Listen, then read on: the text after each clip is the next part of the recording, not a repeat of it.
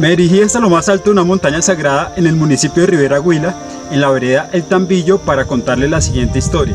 Hace un par de meses me encontré una flor en el suelo y cerca de ella habían unos insectos muertos. Así que decidí grabar de día y de noche las interacciones ecológicas que tiene este árbol durante casi 200 horas y se asombrarán de lo que pude descubrir. Un árbol visitado por mirlas, tángaras, urracas, oropéndolas, colibríes, jacamares, carpinteros, monos, ardillas, polillas, mariposas, gorgojos, cucarrones, abejas, avispas y muchas más especies. Acompáñame a vivir esta gran aventura, pero antes escuchemos unas características únicas de este árbol. El árbol del balso o balsa es originario de América tropical, posee una distribución natural desde el sureste de México, Centroamérica hasta gran parte de los países de Sudamérica. Crece tanto en bosques primarios como en secundarios y suele desarrollarse en sitios abiertos, zonas escarpadas, claros de bosque, incluso en suelos que han sido intervenidos. Es una especie forestal y maderera que posee una gran demanda en el mercado internacional. Cuenta con unas características únicas en su madera, pues esta es liviana de color marrón y además flota ligeramente en el agua, razón por la cual es utilizada para construir balsas. También es empleada en la construcción de viviendas, elaboración de salvavidas, boyas, cajas para frutas, juguetes, papel, esculturas, artesanías e incluso la utilizan como aislante térmico. Es de resaltar que el material de sus frutos, sus fibras, son utilizadas en la fabricación de cojines, almohadas y colchones. Sumado a esto, se destaca que esta planta tiene un sinnúmero de usos medicinales y tradicionales en varios países. Puede alcanzar un tamaño aproximadamente 35 metros y un diámetro cerca de los 90 centímetros. Tiene una reproducción sexual, es decir, se propaga solo por semillas. Permanece con follaje durante todo el año. Su copa es irregular, en algunas ocasiones es redondeada, ancha o abierta. Sus hojas están dispuestas de forma alterna, son simples y pueden llegar a medir hasta 15 por 35 centímetros, mientras que sus flores son grandes y solitarias. Estas pueden alcanzar un tamaño por alrededor de los 17 centímetros de largo sobre pedúnculos que pueden ir hasta los 20 centímetros de largo. Sus frutos son en cápsulas de 15 a 25 centímetros de largo y de ancho de 3 a 5 centímetros, con cerca de 8 a 10 costillas longitudinales que pueden albergar hasta 800 semillas, las cuales son dispersadas por el viento y el agua. Algo para agregar es que este árbol empieza a fructificar alrededor de los 2 o 3 años de crecimiento. Es una especie que crece muy rápido, razón por la cual es utilizado en procesos de restauración ecológica. En un estudio que realizaron en el año 2012, explicaron que las flores del balso abren su fábrica de azúcar en la noche y en la medida que va amaneciendo, la producción de néctar va disminuyendo. Una flor es capaz de producir aproximadamente 25.5 mililitros de néctar con una concentración de azúcar del 12.4%, llamando la atención de una diversidad de especies durante gran parte del día. Igualmente en este estudio se dijo que el perromonte fue uno de los mayores visitantes, seguido de las aves, los murciélagos e incluso algunos reptiles. Algo para resaltar fue el registro de una especie de la familia Boide, la boa constrictor, que se observó siendo oportunista y cazando algunas especies de animales. Cabe destacar que cada una de estas especies cumplen importantes funciones como la polinización, la dispersión de semillas, el control de otras especies y el equilibrio de las redes tróficas. Ahora sí vamos a contarles nuestra historia con esta planta.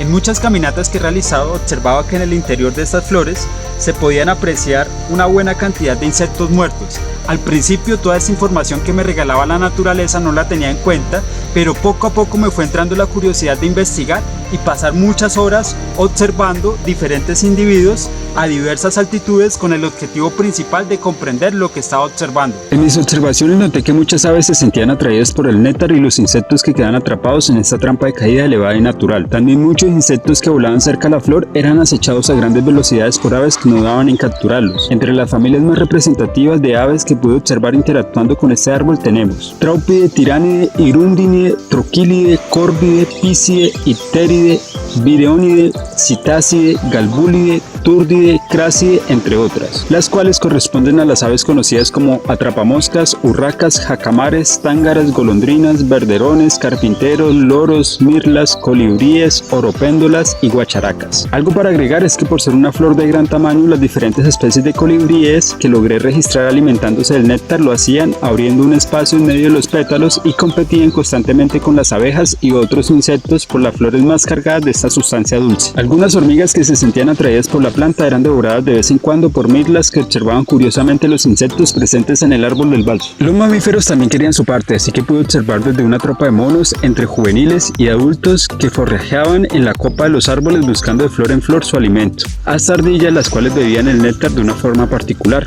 Ellas rompían la parte inferior de la flor y tomaban hasta la última gota de este líquido preciado. Cuando se sentían satisfechas salían en busca de otros recursos en el mismo árbol, saltando de rama en rama hasta encontrar otra parte de la flor que les llamara la atención para arrancarla rápidamente, y después se dirigían a un lugar seguro para empezar a roer, es decir, cortar pequeños trozos para poder complementar su alimentación. Muchos insectos se acercaban tanto de día como de noche a esta flor, algunos quedaban atrapados y otros lograban conseguir su recompensa. Logré observar desde abejas, avispas, mariposas, cucarrones, luciérnagas, polillas y moscas ahogadas en una sustancia densa y rica en azúcares. Cuando la flor cumplía su ciclo y caía en el suelo, era visitada por babosas, caracoles, gorgojos, cucarachas y hormigas. Estas últimas ya conocían que en las flores quedaban muchos animales muertos que servirían como fuente de alimento para ellas, así que constantemente se podía observar grupos grandes de estas hormigas alimentándose de esta valiosa fuente de proteína. Algo muy interesante fue observar una libélula del género Peritemis, la cual tenía un comportamiento similar a las aves conocidas como los atrapamoscas. Ella esperaba pacientemente los insectos pequeños cerca de la flor y los capturaba de manera asidua para poderse alimentar. Además, diversas especies de arañas armaban su telaraña, por lo general orbicular, cerca de las flores a la espera de insectos que se sentían atraídos por la planta y eran sorprendidos por una red pegajosa. Algo que quiero resaltar es que durante mis observaciones varias especies de colibríes y otras aves aprovechaban de las fibras de los frutos maduros del balso para la elaboración de las estructuras de anidación, enredando de manera constante este material en su pico para llevarlo a su nido, visitando la planta en varias ocasiones a lo largo del día hasta completar la construcción de un lugar óptimo para su ciclo reproductivo. Adicionalmente, varias especies de loros visitaban el fruto y la flor de esta planta, contribuyendo de alguna manera significativa en la dispersión de semillas, ya que algunas semillas que no eran devoradas por ellos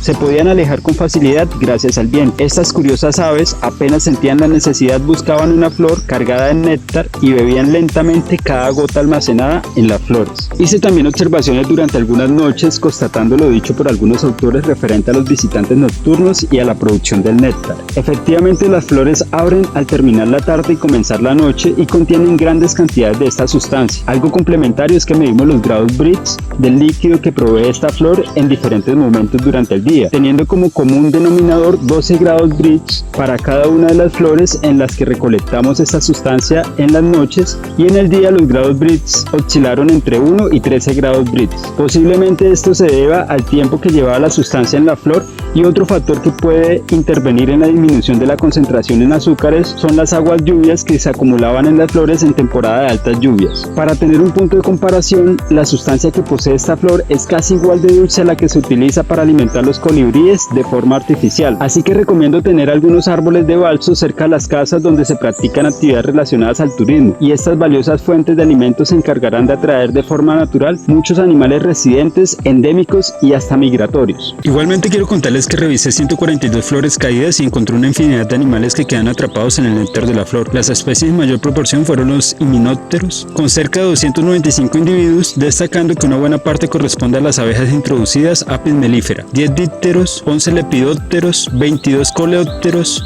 2 blatodeos y un neuróptero. Todos estos organismos posiblemente se sintieron atraídos por el néctar que produce esta planta en grandes volúmenes. Algunas hipótesis del por qué esta especie Apis mellifera cae en gran número a las flores del balso se pueden atribuir a las siguientes condiciones: desconocen esta fuente de alimentos, se encuentran en mayor proporción en colonizado diversas zonas de vida y plantas, al ser generalistas en la forma de conseguir su alimento, compiten y desplazan a otras especies nativas, razón por la cual se logran observar con mayor facilidad en estos estanques de néctar. Quiero recordarles que esta abeja es nativa de otros continentes y fue introducida en América y en otras regiones principalmente para actividades de apicultura y polinización de cultivos, dejando esto como consecuencia grandes afectaciones tanto para las otras abejas nativas como para las plantas que visita, destacando así la competencia por recursos, la transmisión de patógenos, el robo de polen y néctar que se manifiesta en la reducción de la tasa de producción de frutos y o semillas, entre otras consecuencias negativas, las cuales las pueden consultar en Agüero 2018. Por último, quiero destacar que no solamente las abejas cumplen papeles importantes en la polinización, sino que existen otros organismos que cumplen esta función.